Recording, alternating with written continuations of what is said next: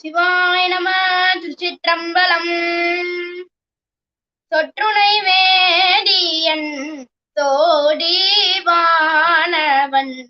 ஒற்றுணை தீருண்டடி பொருண்ட கைத்தள கற்றுணை பூட்டியோன் கடலில் பாய்ச்சினும் நற்றுணையாவது நமச்சிவாயவே நமச்சிவாயவே.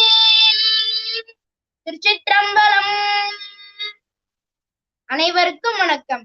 நம் தமிழ் இலக்கிய ஆராய்ச்சி மையம் சிங்கப்பூர் மற்றும் ஐயாரப்பர் திருமுறை மன்றம் திருவையாறு இணைந்து நடத்தும் மன்னிய சிவஞான் மொழி திருமாற்றம் 11ஆம் திருமுறை கருத்தரங்கத்தின் 2வது நாள் நிகழ்வு உங்கள் அனைவரையும் வரவேற்பதில் பெரும் மகிழ்ச்சி கொள்கிறேன். இன்றைய பொழிவு 9வது சிற்றிலக்கிய சிந்தனையோடு இனிதே தொடங்க உள்ளது. இந்நிகழ்வுக்கு வருகை தந்திருக்கும் அனைவரையும் வருக வருக என வரவேற்கிறேன். நக்கீரதேவ நாயனார் பாசுரங்கள் கைலைப்பாடி காலட்டிப்பாடி அந்தாதியை நமக்கு பொருளோடு எடுத்து சொல்ல வருகை தந்திருப்பவர் நமது குழுவை சேர்ந்த அன்பு மிகுந்த சிவத்திரு லோகாம்பாளம்மா அவர்கள். இவர் பொருள் உணர்ந்து ஓடுவோம் குழுவிலும் மிக சிறப்பாக படிக்க உரைகள் சொல்லி வருகிறார். நேர்த்தியான பூக்கட்டும் கலையில் வல்லுனர் இவர். ஆரோக்கியமான உணவு வழங்க வேண்டும் என்ற குறிக்கோளில் ஒரு கடை நடத்தி வருகிறார். திரு கைலையும் திரு காலத்தையும் கண்ணொற்று என்ற நமக்கு அனுபவமாக இந்த பொழிவினை கொடுக்க வந்திருக்கிறார்கள். வெயில் மழை எதுவும் திருமுறை பாடுவதை தவிர்க்க முடியாது என்பதை எங்களுக்கு போதிக்கும் விதமாக வாழ்ந்து காட்டி எங்களை எப்போதும் ஊக்கப்படுத்துவார்கள். அப்படிப்பட்ட எங்கள் அருமை அம்மாவை பேச வருமாறு அன்போடு அழைக்கிறேன். திருச்சிற்றம்பலம்.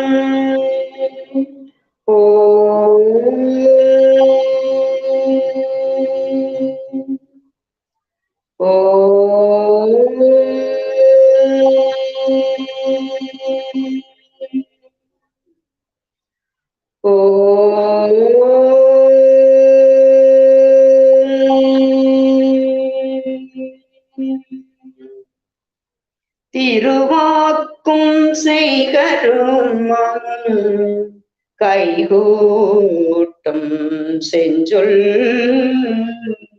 பெருவாக்கும் பீடும் பெருக்கும் உருவாக்கும் ஆதலால் வானோரும் ஆணை முகத்தானை காதலால் கூப்புவார்தம் கை. தென்னாடுடைய சிவனே போற்றி, என் நாட்டவர்க்கும் இறைவா போற்றி. அருள் தரும் சிவகாமி தாயாருடன் நம்ம நடராஜ பெருமான் திருவடிகள் போற்றி போற்றி. நக்கீரதேவ நாயனார் திருவடிகள் போற்றி போற்றி. இன்று இந்த இனிய நன்னாளில் அடியேனுக்கு நக்கீரதேவ நாயனார் அருளி செய்த காலத்திப்பாதி கைலைப்பாதி திருவந்தாதியை சிந்திப்பதற்கு குருவருளும் திருவருளும் கூட்டி வைத்து உள்ளது. இந்த அரிய வாய்ப்பை நல்கிய நம்முடைய ஐயா கோப்பா நல்லசிவம் பன்னிசை பேரொளி அவர்களுக்கும் திருமதி லாவண்யா அம்மா அவர்களுக்கும் நன்றி சொல்லி அவர்களின் திருப்பாதங்களை சிரங்கொண்டு வணங்கி மற்றும் அடியார்கள் அனைவரையும் மனம் மொழி மெய்களால் வணங்கி முதலில் கைலையின் சிறப்பையும் காலத்தியின் சிறப்பையும் 2 வரிகளில் சொல்லி பதிகத்தின் சிறப்பை சிந்திக்கலாம். பொற்கோட்டி மயம் என புறநானூறு பேசும். தன்னை யாக்கும் அறிவறியான் என்ற தொடருடன் இன்ன தன்மையன் என்ற ஒரு அரிய ஒன்னா எம்மானை என்ற நம்பியின் செந்தமிழையும் கைலாயத்தை முடித்தான்களை என்றார் நம்பி. கைலை காட்சி காணாது செல்லேன் என்றார் அப்பரடிகள். புனிதவதி என்ற காரைக்கால் அம்மையார் தலையால் நடந்து சென்ற அற்புதம் மாமலை கைலை மலை. அந்த மண்ணில் நாம் காலை வைக்கும் போதும் அந்த கைலை மலையானை கண்ணினால் பார்க்கும் போதும் நமக்கு ஏற்படும் ஆனந்தம் அது பேரானந்தம். அதை வார்த்தையால் சொல்ல இயலாது, அனுபவித்துத்தான் உணர முடியும். பெருமான் கருணையை எண்ணி எண்ணி வியந்து போகின்றேன். காலத்தி மலையை நினைத்தாலே கண்ணப்ப நாயனார்தான் அவருடைய நினைவுதான் நமக்கு வரும். அவருடைய அன்பு இறைவன் பால் எந்த எதிர்பார்ப்பும் இல்லாமல் என்னுடைய சாமிக்கு பசிக்குமே, என்னுடைய சாமிக்கு பசிக்குமே, உணவு கொடுக்க வேண்டுமே, என்னுடைய சிவன் தனிமையில் இருப்பாரே, அவருக்கு என்னாச்சோ ஏதாச்சோ என்ற பதைபதைப்பு, அந்த அளவு கடந்த அன்பு, 5 பேர் அறிவும் கண்களே கொள்ள என்பது போல். அதனால்தான் 6 நாள்களில் முக்தியும் கொடுத்து தன்னுடைய பாகத்தையும் கொடுத்தார் பெருமான். அப்பா என்று அழைத்ததும் கண்ணப்பன் அய்யனாரை மட்டும்தான். அவ்வளவு சிறப்பு வாய்ந்த திருக்காலத்தி, அவ்வளவு சிறப்பு வாய்ந்த காலத்தையும் கைலை மலையையும் சிந்திப்பதற்கு வாய்ப்பு கொடுத்தது எனக்கு பெரும் புண்ணிய பலன். அந்த கைலை மலையும் காலத்தி மலையும் நினைந்து கைலை பாதி களத்தி பாதி என்ற அந்தாதி தொடரில் அமைத்து பாடி அறிவியுள்ளார். இவர் மட்டுமல்ல, நம் அருளாளர்கள் அனைவருமே பிறவியின் பயன் இறைவனுக்கு ஆட்படுதலே, கூற்றுவன் வருமுன் இறைவனை அடைந்து உய்ய வேண்டும், இறைவனை வணங்காது வாழ்பவர் வாழ்நாள்கள் வீழ்நாள்களே, அவர் உயிரற்ற பணத்திற்கு ஒப்பாவார், கைலை மலையை போற்றி வாழ்தலே இன்ப வாழ்வார், இறைவனிடத்தில் அன்பு கொள்ளாதார் அழிகாமத்தில் சிக்கி வீழ்ந்து அழிவார், அழியா சிவகாமத்தை பேணி போற்றுக, இறைவனை பேசா நாள் பிறவா நாள்களே, அவனை நினையா நாள் வீழ்நாளே. நம் நக்கீர தேவ நாயனார் பாடி அருளிய கைலை பாதி களத்தி பாதி திருவந்தாதி 11ஆம் திருமுறை. 11ஆம் திருமுறையை பாடி அருளிய புலவர்கள் 12 பேர். நம் அனைவருமே கோயிலில் 12 திருமுறைகளையும் பாட வேண்டும். அனைவருமே 12 திருமுறையும் பாட வேண்டும். அதுவும் அதிகமாக பாட வேண்டும். பெரும்பாலும் பஞ்சபுராணம் மட்டுமே பாடி நிறைவு செய்வார்கள். இனிமேல் 12 திருமுறைகளையும் பாட வேண்டும். அதுவும் முடிந்த அளவு பதிகமாக பாட வேண்டும். இதை நம் ஐயாவும் மிகவும் வலியுறுத்தி சொல்வார்கள். நக்கீர தேவ நாயனார் பாடியனவாக பின்வரும் நூல்கள் 11ஆம் திருமுறையில் காணப்படுகின்றன. 1 கைலைப்பாதி காலத்திப்பாதி திரு அந்தாதி, 2 திரு ஈங்கோய்மழை 70, 3 திரு வழஞ்சுழி மும்மணி கோவை, 4 திரு எழு கூற்றிருக்கை, 5 பெருந்தேவ பாணி, 6 கோபப்பிரசாதம், 7 கார் 8 போற்றி திருக்கழிவெண்பா, 9 திருமுருகாற்றுப்படை, 10 திரு கண்ணப்பதேவர் திருமரம் முதலியன. 11ஆம் திருமுறையில் இவருடையது தேவாரம், திருவாசக சொற்றர்களும் கருத்துக்களும் பயிலப்படுகின்றன. திருமுறையில் இப்புலவர் பிரான் பாடிய நூல்களை திருமுறை வழி நின்று அவரின் நூல்களை காண்போம். நூல் பெருமைன்னு பார்த்தோம்னா, வெண்பா இலக்கணத்தில் அந்தாதி தொடரில் அமைந்த நூல் 100 பாடல்களை கொண்டது. ஒற்றைப்படை எண்களில் அமைந்த 50 வெண்பாக்கள் திரு கைலையை போற்றுவனவாகவும், இரட்டைப்படை எண்களில் அமைந்த 50 வெண்பாக்கள் திரு காலத்தி மலையை போற்றுவனவாகவும் அமைய, அந்தாதி தொடைப்பட அமைந்திருத்தல் இந்நூல் இப்பெயர் பெறுவதாயிற்று. மலை வளரும் இறைவனின் அருள்நலம் ஒருங்கே காணும் நிலையில் இந்நூல் அமைந்துள்ளது. இவ்வரலாற்றை திருவிளையாடற் புராணம், சீகாலத்தி புராணம் முதல் இலக்கியங்களில் பார்க்கலாம். நக்கீர தேவ நாயனார் கைலை பாதி காலத்திப்பதி திருவந்தாதி பாட காரணம், சிவபிரானை வழிபடும் தரிணி என்பானின் வேண்டுகோளின்படி பெருமான் அவனுக்காக கொங்குதேர் வாழ்க்கை, அதாவது குறுந்தொகை செய்யுள் எனும் செய்யுளை பாடி கொடுக்க, அப்பாடலில் உயர் மகளிரின் கூந்தலுக்கு மனம் இயற்கையே என காணப்பட, நக்கீரரோ மகளிர் கூந்தலுக்கு மனம் இயற்கை இல்லை என கூறி செய்யுள் குற்றமுடையது என்றார். சிவபிரானே நேரில் தோன்றி திருக்காலத்தியில் விளங்கும் ஞான பூங்குவதையின் கூந்தலில் கூட இயற்கை மனமற்றதோ என இயம்ப, எவர் கூந்தலுக்கும் இயற்கை மனம் இல்லை, செயற்கை என நக்கீரர் வாதிட, பெருமானார் நெற்றிக்கண்ணை காட்டி வெறுட்ட, நெற்றிக்கண் காட்டி வெற்றினும் குற்றம் குற்றமே என நவின்றார் நக்கீரர். இதனால் சினம் கொண்ட சிவனார் தன் நெற்றிக்கண்ணை சிறிதே காட்டிட, அதன் வெம்மையை தாங்கிட ஆற்றாத புலவரும் இறைவனின் கோபம் நீங்க கோபப்பிரசாதம் பாடிய பின்னர் நற்றாமரை குளத்தில் நீராடி வெப்பு பிணை நீங்கிய பின் நற்றமை புலவர் கையிலையை நோக்கி செல்லுகையில் திருப்பரங்குன்றத்தில் ஒரு பூதத்தால் புகையில் அடைக்கப்பட அதனின்று விடுபட திருமுருகாற்றுப்படை பாடி பரங்குன்றில் முருகனை வணங்கி தம் செலவினை மேற்கொண்டு காலத்தியை அடைந்தார். இதில் நமக்கு இறைவன் உணர்த்துவது தப்பு அப்படின்னு சொன்னா பெருமானை செய்தாலும் தப்பு அப்படிங்கிற சொல்ல வேண்டும் என்பதுதான். அதைத்தான் நம்மளுக்கு சிவபெருமான் திருவிளையாடலாக சொல்கின்றார். நக்கீரர் காலத்தியில் கைலை காட்சி கண்டு மகிழ்ந்து பாடி அருளியுள்ளார். இந்த நிலையில் நம் திருநாவுக்கரசு பெருமானும் மனத்தகத்தான் தலைமேலான் வாக்கின் உள்ளான் வாயார தன்னடியே பாடும் தொண்டர் அப்படின்னு தொடங்குற பாட்டுல கணத்தகத்தான் கைலாய துச்சி உள்ளான் காலத்தி ஆனவன் என் கண்ணுள்ளானே என்பது 2 பேர் அனுபவம் ஒத்துப்போவதை பார்க்கலாம். இந்த பதிகத்துல பாத்தீங்கன்னா தற்புத்திர மார்க்கம், தாச மார்க்கம், தோழமை மார்க்கம், ஞான நிலை, நாயகன் நாயகி பாவம் இவை அனைத்துமே நம் அருளாளரின் சிறப்பு. இந்த 100 பாடல்கள் இவை அனைத்தும் கலந்து வருவதும் சிறப்பு.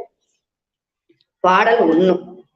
சொல்லும் பொருளுமே தூத்திரியும் நெய்யுமா நல்லிடிஞ்சல் என்னுடைய நாவாக சொல்லறிய வெண்பா விளக்கா வியன் கையில் ஏனிருந்த பெண்பாகற்கு ஏற்றினேன் பெற்று. நம்ம நெய்யோ எண்ணெய போட்டு ஏற்றும் விளக்கு இருளை போக்கும், அதாவது வெளியில் உள்ள இருளை போக்கும். நம் நக்கீரதேவன் நாயனார் பாடிய பாமாலை நம் மன இருளை அகற்றும். அவர் சொல் திரியாக, பொருள் நெய்யாக, நா அகலாக, வெண்பா விளக்காக வியன் கைலை பெருமானுக்கு ஏற்றினேன் என்கிறார். இப்ப பாரு, இங்கிதன் நாமம் கூறின் இவ்வுலகத்து முன்னால் தங்கிருள் 2 நாட்கள் சிந்தையுட் சார்ந்து நின்ற பொங்கிய இருளை ஏனை புற இருள் போக்குகின்ற செங்கதிரவன் போல் நீக்கும் திருத்தொண்டர் புராணம் என்பார். நம் சேக்கிழார் பெருமான் செங்கதிரவன் போல் நீக்கும் திருத்தொண்டர் புராணம் என்கிறார். கதிரவன் புற இருளை நீக்குகிறது, மக்கள் சிந்தையில் நின்ற ஆணவ இருளை திருத்தொண்டர் புராணம் என்னும் பெரிய புராணம் நீக்குகிறது என்கிறார். அதாவது அக இருளாகிய அஞ்ஞானம் நீங்கி மெஞ்ஞான ஒளியை பெறுவதாயிற்று. பாடல் 2 காலத்தி. இது பிறவியின் பயனை சொல்றாங்க. பெற்ற பயனதுவே அற்றே பிறந்தியான் கற்றவர்கள் ஏத்துஞ்சி காலத்தி கொற்றவர்க்கு தோளா தாடரவும் சூழ்ந்தணிந்த அம்மானுக்கு ஆளாக பெற்றேன் அடைந்து. பெற்ற பயனை அடைந்தேன், அதாவது பிறந்த பயனை அடைந்தேன்.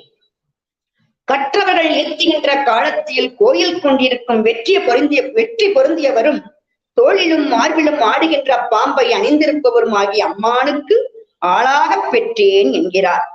இதையே நம் நாவுக்கரசு பெருமான் பதிகம் 81 திருமுறை 4 பாடல் 4 குனித்த உருவமும் கொவ்வை செவ்வாயிற்கும் சிரிப்பும் பனித்த சடையும் பவளம் போல் வேணியில் பால் வெந்நீரும் இனித்த முறையை எடுத்த பொற்பாதம் காணப்பெற்றால் மனித்த பிறகையும் வேண்டுவதே இந்த மாநிலத்தே என்கிறார். இன்னும் தென்னிலா மலர்ந்த வேணியாய் உந்தன் திருநடம் கும்பிடப் பெற்று மண்ணிலே வந்த பிறவி எனக்கு வாலிதாம் இன்பமாம் என்று கண்ணில் ஆனந்தம் அருவிநீர் சொரிய கைமலர் உச்சி மேல் குவித்து பண்ணினால் நீராடி அறிவரும் பதிகம் பாடினார் பரவினார் பணிந்தார். இது தடுத்தாட்கொண்ட புராணத்துல 107 பாடல், பெரிய புராணம் 253.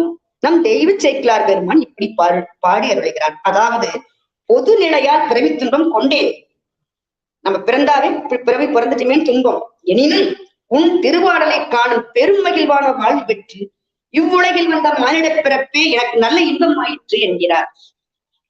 அதே பார்த்தீங்கன்னா 2வது பாடல்ல, பெரிய புராணத்துல 2வது பாடல்ல சேக்கிழார் பெருமான் மனித பிறவியின் பயனை பொன் போலும் அறிய திருவடிகளைக் கண்டு வணங்கப் பெருமானால் அப்பிறப்பை இந்நில உலகில் வந்தடையும் பெரும் பயன் என்கிறார்.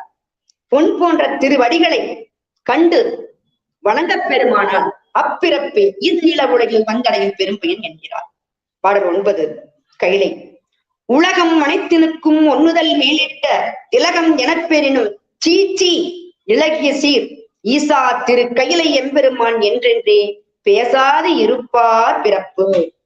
உலகம் அனைத்திற்கும் ஒளி பொருந்திய நெற்றில் இட்ட திலகம் போன்று நெற்றியிட்ட திலகம் போன்று இருந்தாலும் பிறப்பு சீச்சி இகழத்தக்கது. ஆனால் விளங்குகின்ற சிறப்படையுடைய ஈசன் இறைவன் திரு கையிலையில் எழுந்தருளியிருக்கும் எம்பெருமான் ஆவார் என்று அறிவுடையோர் மகுடமாயிருப்பார். அதாவது இறைவன் பேர் மற்றற்ற அன்பு கொண்டோர் அனைத்துமே அவன் திருவாளையாடல் அல்லவா. ஞானிகளுக்கு பிறப்பு இறப்பு எதுவுமே பெரிதுமில்லை சிறிதுமில்லை. அதையெல்லாம் அவர்கள் மதிக்க மாட்டார்கள், மௌனமாய் இருப்பார்கள். பாடல் 10 காலத்தி. பிறப்புடையர் கற்றோர் பெருஞ்செல்வர் மற்றும் சிறப்புடையர் ஆனாலும் சீச்சி இறப்பிற் அடியார் நறுஞ்சோலை காலத்தி ஆழ்வார் அடியாரை பேணாதவர். இது அடியாருடைய சிறப்ப சொல்றது. நற்குடி பிறப்புடையவர் கற்றவர் பெருஞ்செல்வர் மற்றும் சிறப்புடையார் ஆனாலும் அழிவில்லாத மனமிக்க சோலைகளை உடைய காலத்தி ஈஸ்வரனது அடியார்களை வழிபடாதவர்கள் பிறப்பு இகழத்தக்கது என்கிறார்.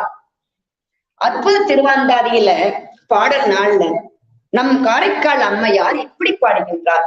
மதித்து மட நெஞ்சே வாயாளும் சொல்லி குறித்து தொழுந்தொண்டர் பாதம் குறித்து ஒருவர் கொள்ளாத திங்கட் குறுங்கண்ணி கொண்டார் மாட்டு உள்ளாதார் கூட்டம் ஒருவு.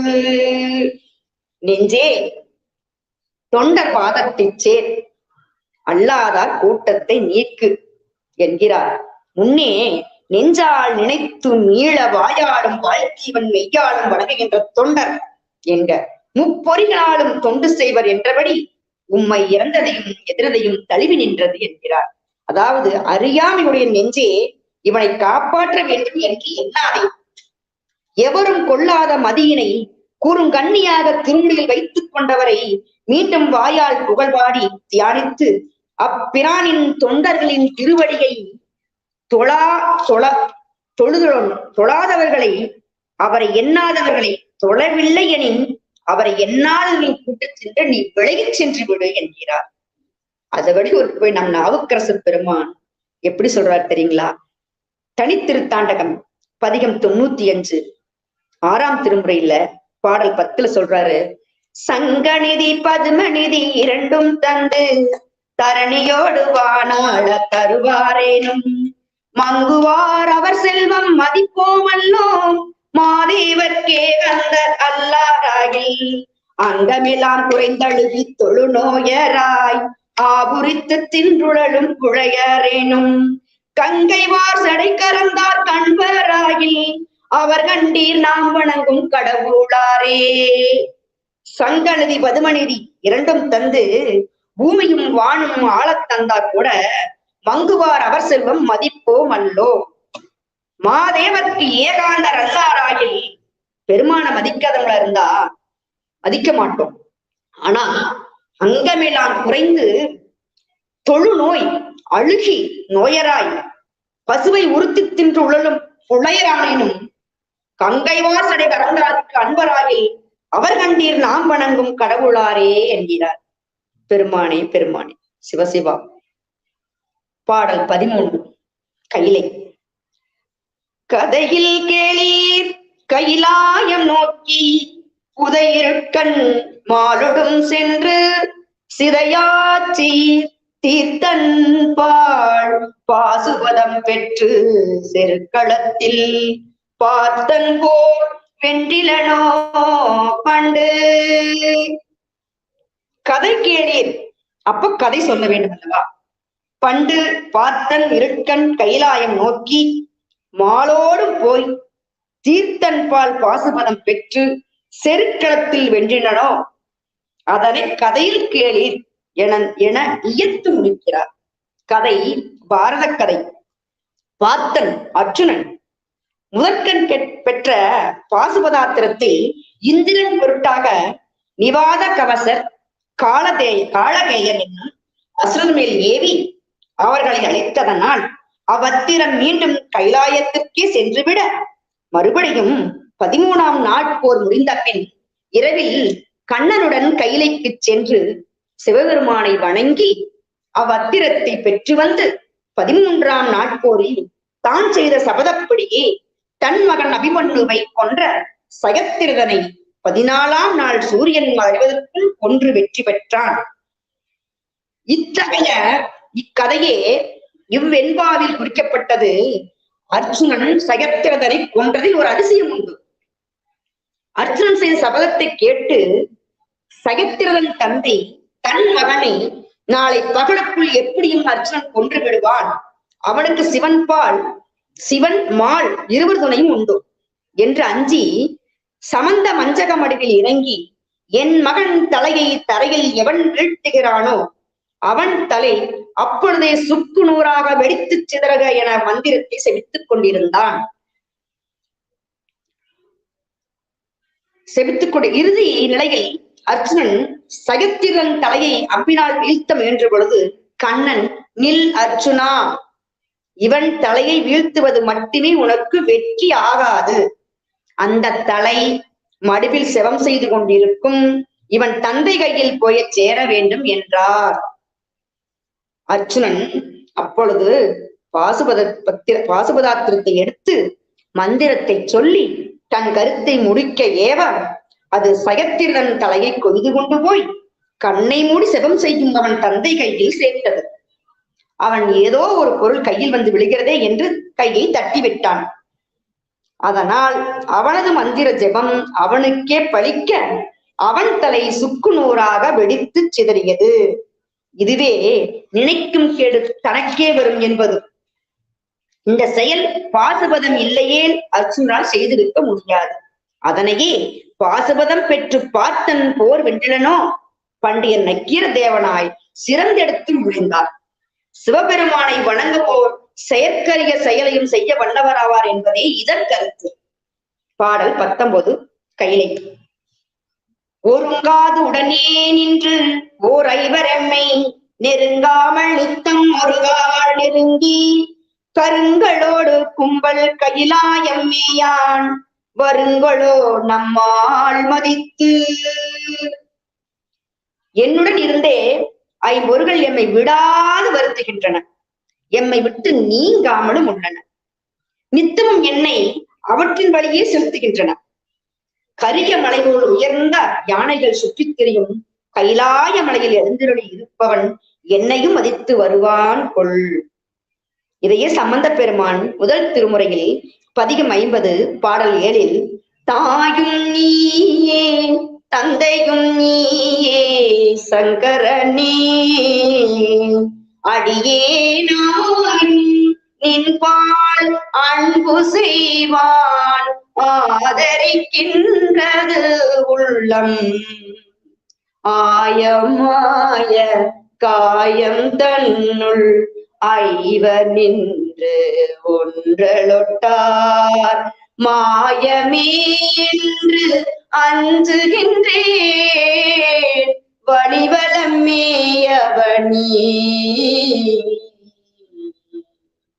திரு வழிவலம் மேதிய இறைவனே சங்கரனே, எனக்கு தாயும் தந்தையும் நீயே ஆவாய். அடியேன் உள்ளம் சிவஞானிகளால் ஆய்ந்து உணரப்படும் நின்பால் அன்பு செய்ய விரும்புகின்றேன். எனக்கு படைத்து அழிக்கப்பட்ட இவ்வுடலிடை பொருந்திய ஐம்பொறிகள் உன்னை பொருந்த ஒட்டாமல் தடுக்கின்றன. இம்மாயத்தை கண்டு நான் அஞ்சுகின்றேன், அருள்புரிவாயாக பெருமானே என்கிறார். கைலை பாடல் 23. வாழ்த்துவாய் வாழ்த்தாது ஒளிவாய் மறுசுழியிட்டு ஆழ்த்துவாய் அத்தறிவாய் நீ என்றே யாழ்த்தகைய வண்டார் ஒளிப்பையை வாழ வேண்டி இருப்பரே கண்டாய் அடியேன் கடன். வாழ்த்தும் வாய் வாழ்த்தாது இருந்தால் மறுபிறவியாகிய சுழியின் கண் சேர்த்து அழுத்துவாய். அதை அறிபவன் நீதானே. வீணையின் அழகையுடைய வண்டுகள் நிறைந்த சோலைகளை கொண்ட கையிலையில் வாழ்வதே அடியேன் கடனாகும். ஒன்றை நினைக்கின் அது ஒளிந்திட்ட ஒன்றாகும் அன்றி அதுவரிடம் வந்து எய்தும் ஒன்றை நினையாத முன் வந்து நிற்பினும் நிற்கும் இணையாளும் ஈசன் செயல் என கூறினார் அவை பிராட்டியார். அதாவது உலகில் என்னும் வெள்ளத்தில் இருந்து என்னை எடுத்து கரையேற்று என்றோ வேண்டா கரை ஏற்றாதே என்றோ, மேலும் ஆழத்தில் அழுத்திவிடு என்றோ உனக்கு விதிக்க நான் யார்? தகுந்தவற்றை நீ அறிந்து செய்வாய் அன்றோ? உன் கடனை நீ அறிவாய். கைலை வாழ்க கையிலாயன் வாழ்க என்பன போல் இயன்ற அளவு உன்னை வாழ்த்தி இருக்கிறே எனது கடன். நம் அப்பர் பெருமான் பதிகம் 19 திருமுறை 5 என்ன சொல்றாங்க? நம் கடமனை பெற்றவன் பங்கினன் தென் கடம்பை திருக்கர கோயிலான் தன் கடன் அடியேனையும் தாங்குதல் என் கடன் பணி செய்து கிடப்பதே, என் கடன் பணி செய்து கிடப்பதே என்கிறார். இனி வரும் 3 பாடல்களுமே இறைவன் மேல் உள்ள உண்மையான பக்தியையும் அன்பையும் அதற்கு பெருமான் காட்டும் கருணையும் சொல்கின்றார். பாடல் 31 கையிலை. இது சண்டேச நாயனாருடைய கதை. அதத்தான் பாட்டா பாடுறார் நம் நக்கீர தேவ நாயனார். வந்தமரேத்தும் மடை கூடும் வாசடை மேல் கொந்தவிழும் மாலை கொடுத்தார்கள் வந்தீத்து வாழுகுத்தவன் கையிலை கோணாதம் மாமுடிமேல் பாழுகுத்த மாணிக்கு பண்டு. விண்ணோர்கள் வந்து வணங்குகின்ற பரிகள சேடமும் நீண்ட சடைமேல் கொத்துக்கள் விரிகின்ற திருமாளிய மாலையும் கொடுத்தார் அல்லவா, அது எது கருதி? வணங்கி வெள்ளொளியை பரப்புகின்ற வளம் பொருந்திய கைலை தலைவன் தம் முடிமையை பாலை திருமுழுக்காட்டிய பிரமசாரியாகிய சண்டேசருக்கு கொடுத்தது ஏன்? நம் தெய்வ சேக்கிலார் பெருமான் பெரிய புராணம் 1264 சண்டேச நாயனார் புராணம் 54வது பாட்டில் இப்படி பாடி அருளுகின்றார். தொடுத்த எதிலி சூழ்சடையார் துணைத்தாள் நிழற்கீழ் விழுந்தவரை எடுத்து நோக்கி நம் பொருட்டால் ஈன்ற தாதை விழ இருந்தாய், அடுத்த தாதையினி உனக்கு நாம் என்று அருள் செய்து அனைத்து அருளி மடுத்த கருணையார் தடவி உச்சி மோந்து மகிழ்ந்து அருளினார். சண்டேச பெருமான நம்மளுடைய சிவபெருமான் உனக்கு அடுத்த தாதை நான் என்று சொன்னது மட்டும் அல்லாமல் அவரை அணைத்து உச்சி மோந்து முத்தம் கொடுத்திருக்கின்றார்.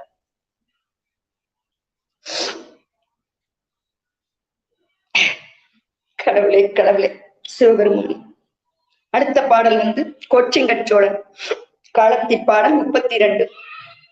பண்டிதுவே அன்றாயின் கேளி புல்வல் செருது கொண்டிளங்க தும்பினோ இழைப்பு கண்டு நலந்திக்கலாம் ஏத்தும் காலத்தினாத சிலந்திக்கு செய்த சிறப்பு. இது மட்டுமா? அன்று மேலும் கேளுங்கள் ஆராயுங்கால் பல சருகு கொண்டிலங்க சிலந்தி வாயின் நூலால் கூடுகட்ட கண்டு நன்மையை எடுத்து புகழும் காலத்தின் நாதர் சிலந்திக்கு செய்த சிறப்பு கேளீர் கொள் கேட்டீரோ. சிலந்திக்கு செய்த சிறப்பு சிலந்தியை கோச்சிங்கச் சோழராக பிறக்கச் செய்தார் காலத்தினாதர். கோச்சிங்கட் புராணம் 16வது பாடல். திரு ஆர்ந்த செம்பொனின் அம்பலத்தை நடம் செய்யும் பெருமானை அடிவணங்கி பேரன்பு தலை சிறப்ப உருகான் என்று உளம் கழிப்ப தொழுது ஏத்தி உரையும் நாள் வருவாய் மறையவர்க்கு மாளிகைகள் பல சமைத்தார், மாளிகைகள் பல சமைத்தார். கோச்சிங்கட் சோழர் 70 மாடக்கோயில் கட்டினார். ஏன் மாடக்கோயிலாக கட்டினார்? யானை உள்ளே போகாமல் இருக்க. ஏன் யானை உள்ளே போகாமல் இருப்படி கட்டினார்? திரு ஆனைக்காவில் முற்பிறவியில் சிலந்தி சுவாமிக்கு தன் வாயின் நூலால் பந்தல் போட அதை யானை கழித்ததல்லவா, அதனால் நம் நாவுக்கரசு பெருமான் பதிகம் 83 புந்தியினால் சிலந்தியும் தன் வாயின் நூலால் புது பந்தரது இழைத்து சருகால் மீண்ட சிந்தியினால் அரசாண்டு சிறப்பை செய்ய சிவகணத்து புக பெய்தா திரளால் மிக்க பத்தத்தால் வெள்ள யானை வில்லா அன்பு விரவியவா கண்டதற்கு வீடு காட்டி பத்தர்களுக்கு அமுத பாசுவேய பரஞ்சுடரை கண்டடியேன் விந்தவாரே அப்படின்னு நாவுக்கரசன் பெருமான் பாடுகிறார். அடுத்தது மார்க்கண்டேயர் கைலை பாடல் 33. செய்த சிறப்பின் எங்குலகும் சென்றடைந்து கைதொழுவார்க்கு எங்கள் கைலாய நொய்தளவில் காளார் காய்ந்தார் அன்றே காணேன் களல் தொழுத பாலர்க்காய் அன்று பறிந்து. செய்த சிறப்பை எண்ணினால் எப்படி முடிவு பெறும் என்பதை சென்றடைந்து கை தொழுவார்க்கு எங்கள் கைலாய நாயர் சிறிது போதில், அதாவது ஒரு நொடிப்பொழுதில் தனது பாதங்களை வணங்கிய பாலனாகிய மார்க்கண்டேயனுக்காக நமனை காய்ந்தார் அல்லவா, காண்பீர்களாக. அடுத்தது காலத்தி பாடல் 34 அகத்துரை பாடல். பரிந்துரைப்பார் சொற்கேளான் என்பெருமான் பாதம் பிரிந்திருக்க கில்லாமை பேசும் புரிந்தமர நாதாவா காலத்தின் அம்பாவா என்றென்று மாதாவா உற்ற மயல். என் மகள் அந்தோ அடைந்த மயல் எத்தகையது என்று சொல்கிறேன் கேளுங்கள். அன்பு கொண்டு கூறுவார் சொல்லை கேட்க மாட்டால் எம் பெருமானது பாதத்தை பிரிந்திருக்க முடியாமல் பேசுவாள். விரும்பி தேவர்களின் நாதாவா காலத்தின் அம்பாவா என்பார். இதேதான் காலத்தி கைலை பாடல் 35. மயில் தவிர்க்க நீதாராய் ஒரு 3 எயிலை பொடியாக எய்தாய் கைலை பருப்பதவா நின்னுடைய பாதத்தின் கீழே இருப்பதவா உற்றாள் இவள், உன்னுடைய பாதத்தின் கீழே இருக்க இவள் விரும்புகின்றாள்.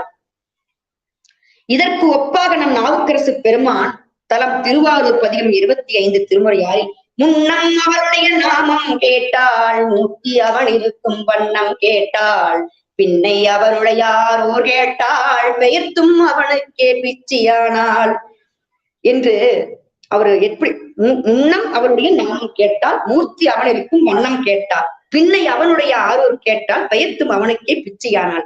அன்னையையும் அத்தனையும் அன்றே நீர்த்தால் அகன்றால் அகல் எடுத்தார் ஆசாரத்தை தன்னை மறந்தால் தன் நாமம் கெட்டால் தலைப்பட்டால் நங்கை தலைவன் தாழே அப்படின்னு அழகா சொல்லிட்டார். அதே மாதிரி நம் நம்பியும் பதிகம் 37 பாடல் 2 பறக்கும் என் கிள்ளைகால் என துவங்கும் பாடலில் கிளியிடமும் நாகனவாய் பூக்களிடும் தலைவராகிய திருவாரூர் எருவரை யான் ஒருபோதும் மறக்க இயலாமையும் அது காரணமாக எனது கை வளையல்களில் கலந்து விழுதலையும் கண்கள் உறங்குதல் இல்லாமையும் என் பொருட்டு அவருக்கு தெரிவிக்க வல்லீர்கள் என்கிறார். கைலை பாடல் 39. வாயிலே வைக்கும் அளவின் மருந்தாகி தீய பிறவி நோய் தீர்க்குமே தூய வேகம் பெருமாதேவியோடு மண்ணுகையிலாயத்தி எம்பெருமானோர் அஞ்செழுத்து. தூய்மையுடைய திரு வேக ஆம்பரரை தேவியோடு நிலைபெற்றிருக்கும் தூய்மையுடைய பெருமானே, தேவியோடு நிலைபெற்றிருக்கும் கைலாயத்து எம்பெருமானே, திரு ஐந்தெழுத்து உபதேசித்தளவில் அது மருந்தாகிய கொடிய நோய் பிறவி நோயை தீர்க்குமே அப்படிங்கிறாங்க. திருவாளனாகிய சிவபெருமானின் திருநீரும் திரு ஐந்தெழுத்தும் குருவருளால் கிடைத்த போது உடற்பிணியும் உயிர்ப்பிணியும் ஒருங்கே மாறும். இதுவே ஆளுடைய நாயகன் அருள் சிறப்பும் பெருவாழ்வும். ஐந்தெழுத்து சிறப்பு நமச்சிவாய பதிகம் 14. கொள்வாரேனும் குணம்பல நன்மைகள் இல்லாரேனும் இயம்புவர் ஆயிடின் எல்லா தீங்கையும் நீங்குவர் என்பரால் நல்லார் நாமம் நமச்சிவாயவே. பஞ்சபாதகமான கொள்வாரினும் பஞ்சபாதக செயலை செஞ்சிருந்தா கூட நமச்சிவாய அப்படிங்கிற மந்திரத்தை சொன்னா அது எல்லா தீங்கையும் நீக்கும் என்கிறார் நம்மளுடைய ஆண்டு பெருமாள். பாடல் 86 காலத்தி. தொழுது நமனந்தன் தூதுவருக்கு சொல்லும் வலுவில் சீர் காலத்தி மன்னன் பழுதிலா பத்தர்களை கண்டாய் பணிந்து அகலப்போமின் எத்தனையும் செய்தாக என்று. மாசிலா சிறப்பு, அதாவது குற்றமற்ற சிறப்பு கொண்ட காலத்தி மன்னனது பழுதில்லாத அன்பர்களை கண்டால் அவர்களை பணிந்து விலகிச் செல்லுங்கள், எவ்வளவு தூரமாயினும் தொலைவாக செல்லுங்கள் என்று தன் தூதுவருக்கு சொல்லுவான் யமன். இந்த பாடலையும் விளக்கத்தையும் நம்முடைய ஐயா நேற்று அவருக்கென்றே இருக்கும் அந்த அழகான கம்பீரமான துணியில் மிக சிறப்பாக சொன்னார்கள். நம் அப்பர் பெருமான் பதிகம் 86 திருமுறை 5 பாடல் 1 அதுலயும் சொல்றாங்க. பதிகம் 92 திருமுறை 5 திருப்பூந்துருத்தி பதிகம் 92 திருமுறை 5 திருப்பூந்துருத்தி காலவாச குறுந்தகை முழுவதும் இதை பற்றியதான் வருது. நாம் பெருமான் அடியவர்களுக்காக எப்படியெல்லாம் அருள்பாலிக்கிறார் என்று இப்ப முதல்ல பார்ப்போம். காலவாசம் பிடித்தெழு தூதுவர் பாலகர் விருத்தர் பழையார் எனார் ஆழ நீள அமர்ந்த வாட்போக்கியார் சீலமார்ந்தரவர் செம்மையுள் நிற்பரே. காலவாசம் என்பது உயிர்களை கொண்டு போவதற்கு எமதூதுகள் வீசும் ஆயுதம். காலவாசத்தை பிடித்தெழும் எமது தூதுவர்கள் இவர் பாலகர், இவர் விருத்தர், இவர் பழையவர், இல்ல இவர் குழந்தை, இவன் நல்லவன், இவன் அதுல சிறப்பானவன் இதுல சிறப்பானவன், இவனை எப்படி விட்டுட்டு போவாங்களா? கண்டிப்பா விட்டுட்டு போக மாட்டாங்க.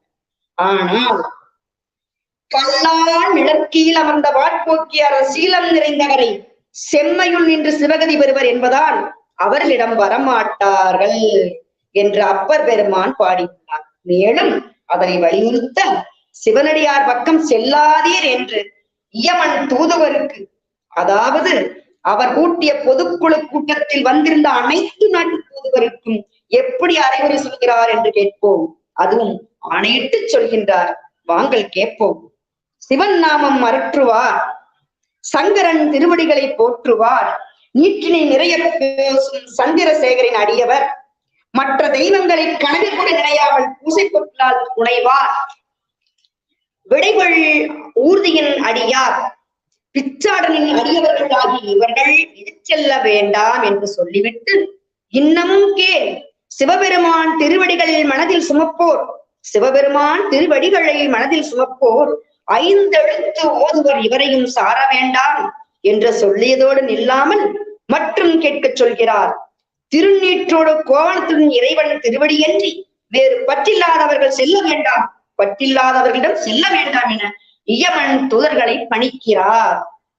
இயமன் தூதுவர்கள் சிவனடியாரிடம் செல்லாவிட்டால் அவர்கள் எல்லோரும் இன்னார் வரை உயிரோடு இருக்கின்றார்களா என்று பொருளா, இருக்கிறார்கள் என்ற பொருளா? அப்படி என்றால் அவர்கள் எல்லாம் எங்கு இருக்கிறார்கள்? இந்த கேள்வி அனைவருக்கும் வரும் அல்லவா? அப்படிப்பட்ட வாழ்நாளை இறைவன் அடியார்கள் உட்பட யாருக்கும் கொடுக்கவில்லை. சிவபெருமானின் அடியார்களுக்கு கால எல்லை முடிந்தாலும் அப்பர் பெருமான் நக்கீர தேவநாயனார் வாக்கிற்கு ஏற்ப இயமன் தூதர்கள் வரமாட்டார்கள். இப்பணிக்காக சில சிவகணங்களை சுவாமி நியமித்துள்ளார். அவர்கள் வந்து அடியார்களை சுவர்க்கம், நரகம், யமன் உலகம், தேவர் உலகம் போன்றவற்றுக்கு கொண்டு செல்லாமல் நேரடியாக கைலாயம் செல்லும் புறவழிச்சாலையில் அழைத்து சென்று விடுவார்கள். அடியார் என்று நாம் அடையாளமிட்டிருக்கும் நபர் உண்மையான அடியார் என்றால் அவர் ஊனுயிர் வேறு செய்ய சிவகணம் தான் வரும், இயமன் வரமாட்டான். சிவபெருமான். திருச்சிற்றம்பலம். பாடல் 94 காலத்தி. தாழ்ந்த சடையும் தவள திருநீரும் சூழ்ந்த புளியதடும் சூழரவம் சேர்ந்து நெருக்கி வானோர் இறைஞ்சும் காலத்தி ஆழ்வார்க்கு இருக்குமா கோலங்கள் ஏற்று. நீண்டு தாழ்ந்துள்ள சடையும் வெள்ளிய திருநீரும் இடையில் ஆடையாக உள்ள புலித்தோளும் சூழ்ந்துள்ள பாம்பும் நெருங்கி சேர்ந்து தேவர்கள் வணங்குகின்ற காலத்தி மலை ஆட்சி புரியும் எம்பிரானுக்கு அழகிய தோற்றமளிக்கும். அதுவும் திருநீற்று பொழிவு. சுண்ண வெந்நீர் அணிவித்து தூணறியே சேரும் வண்ணம் அண்ணன் எனக்கு அருளியவாறு ஆர்விருவார் அச்சோவை என்பது மாணிக்க வாசகரின் அருள்வாக்கு. தரித்து கொண்டவுடனே எல்லா பாவங்களையும் போக்க வல்லது திருநீர். அதை சபிப்பதாலும் சிறிதளவு உட்கொள்வதாலும் பூசிக்கொள்வதாலும் அனைத்து ரங்களையும் கொடுக்க வல்லது. நன்மையை கொடுத்து தீமைகளை அழைப்பதாலேயே அதற்கு பல்பம் என்ற பெயர் ஏற்பட்டது. உரிய மந்திரங்களை சொல்லி சரியான முறையில் தயாரிக்கப்பட்ட விபூதி எவன் ஒருவன் தரிக்கின்றானோ அவனுடைய பாவங்களும் விலகுதோடு அவனுடைய எல்லா விருப்பங்களும் கைகூடலாகும். பார்வதியின் பதியான பரமேஸ்வருடைய மகிமையை எப்படி எவராலும் அறிய முடியாதோ அவ்வாறே திருநீரின் உயர்வையும் எவராலும் அறிய முடியாதது என்பதே வேதாந்தங்களின் கரை கண்ட பெரியோர்களின் வாக்கு. திருநீரின் பெருமை அனைத்து அருளாளர்களின் அருள்வாக்கால் உணர வேண்டும். 98 காலத்தி. விளைவாய்வு கண்டறியேன் பித்தேறினார் போல் அழைப்பதை கண்டாய், அடியேன் அழைத்தாலும் என்னா தரவேத கொண்டு இன்பொழில் சூழ் காலத்தி மன்னாம் தருவாய் வரம். குற்றமும் குணமும் வருந்திலேன், பித்தேறினார் போல் உள்ளேன், அழைக்கின்றேன் காண்பாயாக.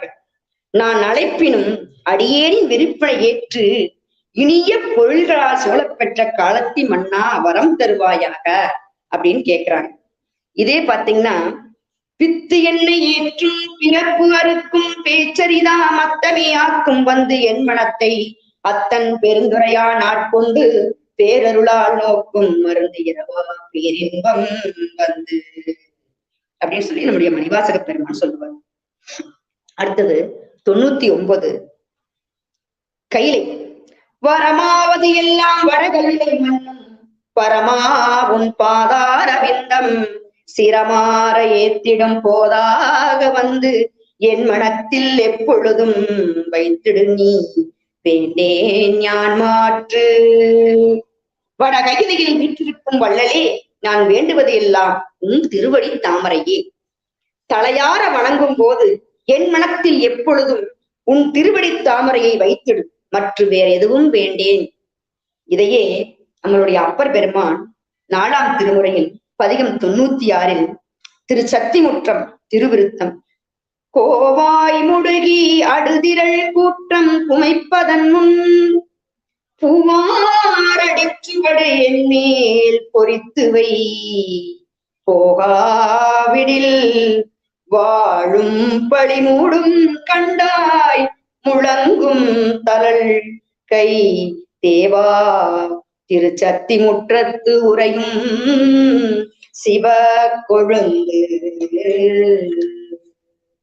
ஒளிக்கும் தீயினை கையில் ஏந்திய தேவனே, நீ சத்தி முற்றத்தில் உகந்தரளி இருக்கும் சிவ கொழுந்து தலைவா, சிறு சத்தி முற்றத்தில் உகந்தருளி இருக்கும் சிவக்கொழுந்தே, தலைமை உடையவனாய் விரைந்து வந்து உயிரை போக்கும் திறமையுடைய கூற்றுவன் என்னை துன்புறுத்துவதன் முன்னம் தாமரை பூ போன்ற திருவடிகளின் அடையாளத்தை என்மேல் குறித்து உன் திருவடி கீழ் வைப்பாயாக. அங்கனம் பொறிக்காது வாழா விட்டு விட்டால் அழியாத பழி முழுதும் உன்னை சூழ்ந்து கொள்ளும் என்பதை நீ உணர்வாயாக என்கிறார். எவ்விடத்தும் காப்பதும் வீடு பேற்றை கொடுப்பதும் எண்ணுவார் முன் வந்து நின்று வாழ்விப்பதும் சிவனார் திருவடிகளே. அப்பர் பெருமான் திருமுறை 6 பதிகம் 31 பாடல் நிலைபெறுமா என்னது ஏன் பாடலிலும் தலையார கும்பிட்டு கூத்தும் மாடி சங்கரா சய போற்றி என்பார். திருவாசகத்தில் போற்றி திருவாரகவில்ல 219வது வரியில பிழைப்பு வாய்ப்பொன்று அறியா நாயே என்கிறார். பாடல் 100 காலத்தி. மற்றும் பல பிதற்ற வேண்டாம் அடநெஞ்சே, கற்றை சடையன்னல் காலத்தி நெற்றிக்கண் ஆறாமுதின் திருநாமம் அஞ்செழுத்தும் சேராமல் எப்பொழுதும் சொல் சோராம். சிவசுவாத்தி சிற்றம்பலம். திருநாமம் அஞ்செழுத்தும் சோராமல் எப்பொழுதும் சொல், திருநாமம் அஞ்செழுத்தும் சோராமல் எப்பொழுதும் சொல். மடநெஞ்சே, இன்னும் பல பிதற்ற வேண்டாம். கற்றை சடையன்னில் காலத்தியாரின் நெற்றிக்கண் தெவிட்டாத நல்ல அமுது அவனின் திருப்பெயராகிய திரு 5 எழுத்தினை மறவாமல் எப்பொழுதும் சொல்வாயாக. திரு 5 எழுத்தின் மூலமே இறைவனை எளிதில் அடையலாம். திரு 5 எழுத்தின் மூலமே இறைவனை எளிதில் அடையலாம். புற இருளை திருப்பள்ளி எழுச்சியில் பகலவன் மாற்றுவது போல அக இருளை அஞ்செழுத்தும் அண்ணல் திருநீரும் மாற்றும். அக இருளை அஞ்செழுத்தும் அண்ணல் திருநீரும் மாற்றும். இன்னும் நிறைய நம்மால் ஆயுள் முழுவதும் அஞ்செழுத்தை பற்றி சொல்லிக் கொண்டே இருக்கலாம்.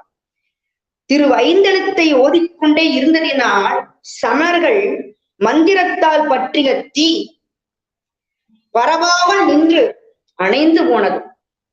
நம்முடைய குழந்தை ஞானசம்பந்த பெருமான் மங்கையர்க்கரசி அழைத்ததன் பேரில் பாண்டிய நாட்டிற்கு வந்து தங்கியிருந்த அந்த இடத்திற்கு சமர்கள் தீ வைத்த பொழுது அடியார்கள் அனைவரும் திரு 5 எழுத்தை விடாது சொல்லிக் கொண்டே இருந்ததினால் சமணர்கள் வைத்த தீ பரவவில்லை.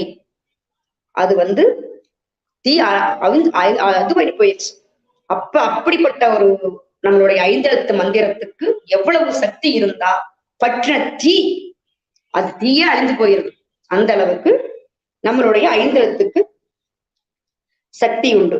பெரிய புராணத்தில் ஆனான நாயனார் புராணத்தில், அதாவது ஆனான நாயனார் புராணம் 39லும் நம்ம பெரிய புராணம் 969 பாத்தீங்கன்னா, திசை முழுதும் கணநாதர் தேவர்கட்கு முன் நெருங்கி மிசை நிடைந்து வரும் பொழுது வேற்று ஒளிகள் இரவாமி அசைய எழும் குழல் நாதத்து அஞ்செழுத்தாள் தமைப்பரவும் இசை விரும்பும் கூத்தனார் எழுந்தருளி எதிர் நின்றார்.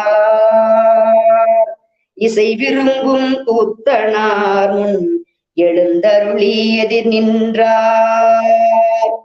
அனைத்து திசைகளிலும் தேவர்களுக்கு முன்னே மேல் நெருங்கி சிவகணநாதர்கள் வரும் பொழுது முறையாக வந்து குழலிசைக்கு மாறாகிய வேற்றொழிகள் இடையே புகுந்து கலக்காமல், முறையாக வந்து குழலிசைக்கு மாறாகிய வேற்றொழிகள் இடையே புகுந்து கலக்காமல் அசைய எழும் குழல் இசையில் அமைந்திட்ட திரு 5 எழுத்தினாலேயே, தன் திரு 5 எழுத்தினாலேயே தம்மை போற்றி பரவுகின்ற இசையில் விரும்பும் அருட்கூத்தனாகிய பெருமான் எதிரில் எழுந்தருளினார். ஆனான நாயனார் 5 எழுத்தை தன்னுடைய அந்த குழல் இசையிலேயே 5 எழுத்து சொன்னதுனால பெருமான் வந்து அம்மையோட வந்து எதிரில் நின்றாராம் அவருடைய இசைக்கு. அந்த பெருமான் வந்து இசைக்கு அவர் 5 எழுத்தை போற்றி பரவுகின்ற இசையில் விரும்பும் அற்புத்தனாகிய பெருமான், இசையை விரும்புகிற அற்புத்தனாகிய பெருமான் எதிரில் எழுந்தருளினார். நம்ம சொல்லும் பொருளுமே தூத்து நெய்யுமா எனத் தொடங்கிய நக்கீர தேவநாயனார் திருநாமம் அஞ்செழுத்தை சோராமல் எப்பொழுதும் சொல்வதில் முடித்தருளிய அருமை அறிந்து பயன் கொள்ளத்தக்கது. பெருமான் வந்து சொல்லும் பொருளும் தூத்திரியும் நெய்யுமான்னு ஆரம்பிச்ச நக்கீர தேவநாயனார் வந்து திருநாமம் அஞ்செழுத்தை சோராமல் எப்பொழுதும் சொல்வதில் முடித்தருளிய அருமையை அறிந்து பயன் கொள்ளத்தக்கது. நக்கீர தேவன் நாயனாருடைய இந்த 100 பாடல்களும் அற்புதமான பாடல்கள். அவர் அவ்வளவு பாடல்களை நமக்கு வந்து சொல்றதுக்கு நேரம் வந்து நமக்கு பத்தாது. ஆனா அவருடைய அந்த தொடங்குனது வந்து அழகா அந்த பாடலை வந்து அவரு நமக்கு உள்ளத்தில் இருக்கிற இருளை நீக்கிறதாகவும், அந்த அஞ்செழுத்து வந்து நமக்கு வந்து என்னென்ன அந்த அஞ்செழுத்துனால எவ்வளவு பயன், அஞ்செழுத்து ஓதுனா என்ன நடக்கும்ங்கிறத நிறைய இடத்துல அவர் நிறைய பாடல்கள் அவர் சொன்ன விதம் நமக்கு மனசுக்குள்ள வந்து ஒரு நெகிழ்வையும், மனசு வந்து இறைவன் பால் நம்மளுடைய ஒவ்வொரு இயமனுக்கு சொன்னதாகட்டும், மார்க்கண்டேயருக்கு பண்ணினதாகட்டும், சண்டேஸ்வரர் பண்ணினதாகட்டும், கோலச்செங்கோர் பண்ணதாகட்டும்,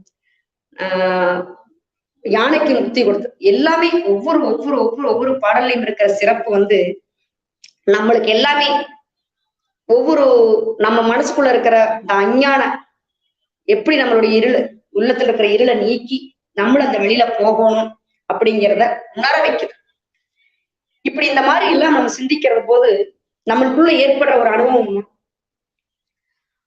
அந்த இறைவனை நம்மளும் அறிய முடியும். அந்த இறைவனுடைய இவங்களை எப்படி நம்மளுடைய நாயன்மார்கள் எல்லாம் அந்த இறைவனை அடைந்தார்களோ, எப்படியெல்லாம் அவர்கள் போற்றினார்களோ அந்த பக்குவம் நமக்கு வருகிறது.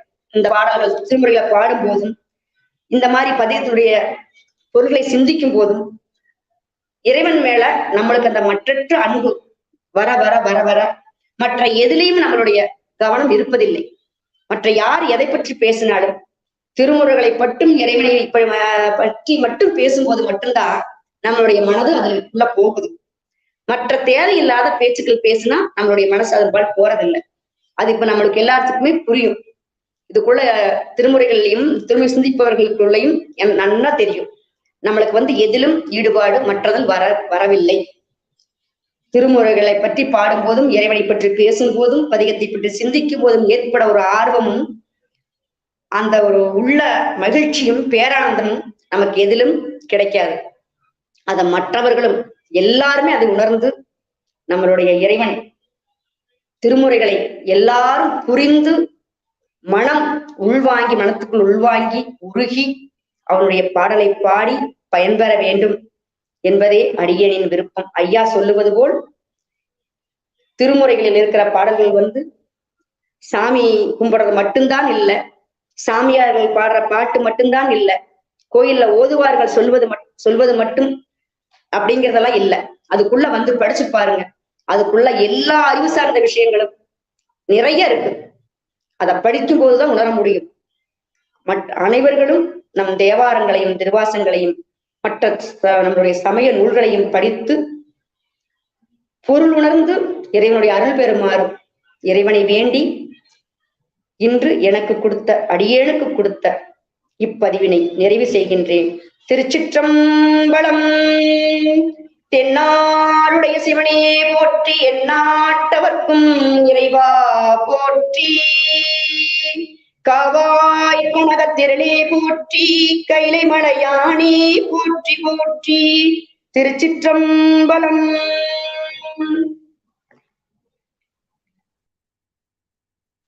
நன்றி அம்மா, அருமையான உரை. இப்போதே கைலையை தரிசிக்கும் அவளை தூண்டிவிட்டீர்கள். இதை பார்த்து கொண்டிருக்கும் அனைவரின் எண்ணமும் இதுவாகத்தான் இருக்கும் என்பதில் சிறிதும் ஐயமில்லை. அம்மா அவர்களுக்கும் கேட்ட இணை அன்பர்கள் யாவருக்கும் எங்கள் குழு சார்பாக நன்றிகளையும் வணக்கங்களையும் சொல்லிக் கொள்கிறோம்.